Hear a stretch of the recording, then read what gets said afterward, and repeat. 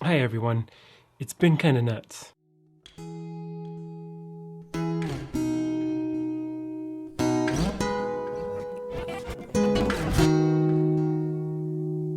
This episode has taken me a lot longer to make. I'm still just figuring out this channel. There's ideas that I'm still toying with to try and see if I can make this more of an immersive experience, but I always feel weird carrying a camera around with me. So storyboarding. Storyboarding is a great tool that you can use when you're filmmaking. It helps you ensure that you have your vision in your hand, literally. The problem with it is that it usually takes a long time, especially if you're doing it yourself. So let's just get into my process in storyboarding. Before you ever put your stylus to your Wacom,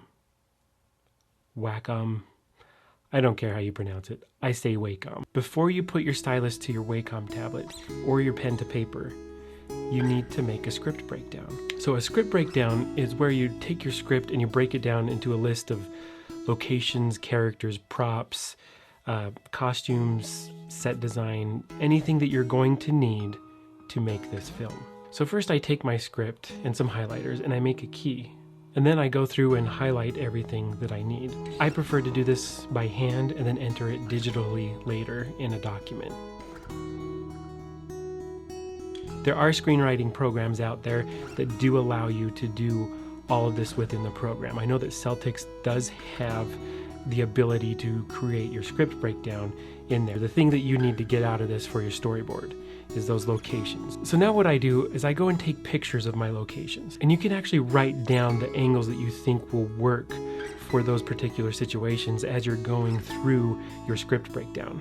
You can also just wait until you're at location to figure out what angles are going to work best for you. So since I'm doing everything on this, including being the cameraman, I can't really act and be the cameraman at the same time.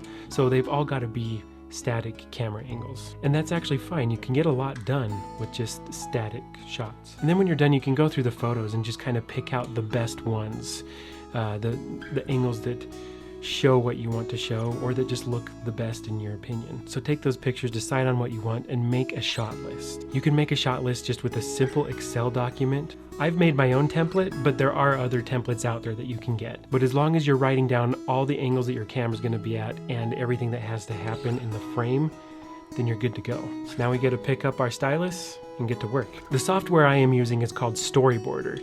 I'm not affiliated with them and they're not paying me. I think I have to say that in this. I don't know. I'm not a big YouTuber, so I don't think it'll matter, but I might as well get in the habit, right? Storyboarder is free. It is built for storyboarding, and just the workflow in it just feels so natural. There's been times where I've sat down to do a storyboard just in Photoshop and just, making a document per shot that I'm going to do.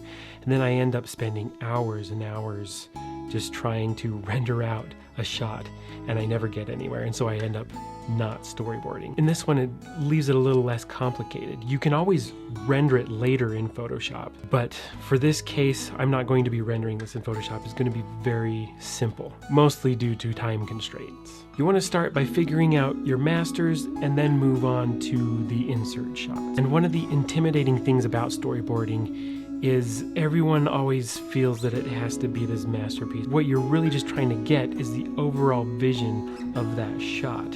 And the main thing in that is composition and lighting and any movement that may be happening. Something that I found that helps with that anxiety is just starting with basic shapes for your compositions.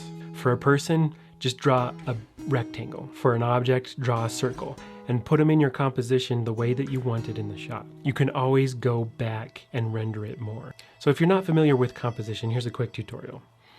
You want to pay attention to the rule of thirds. So right here, I'm on the third of the frame. If you divide this frame into 3 sections, both vertically and horizontally, then you kind of get this you get a box in the middle, but you get these boxes everywhere, but you're focusing on those lines.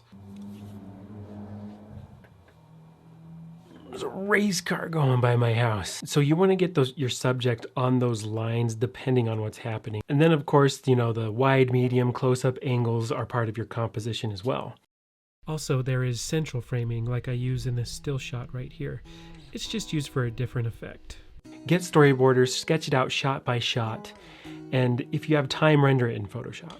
You can do a little rendering in Storyboarder. There's some tools in there that you can do a little bit of shading, which really helps with where you want your lighting placement. But I already have a good idea of where I want my lighting to be placed, and I'll show you that as we go along into the actual production of the project. With this project, it's probably small enough that it doesn't need a storyboard.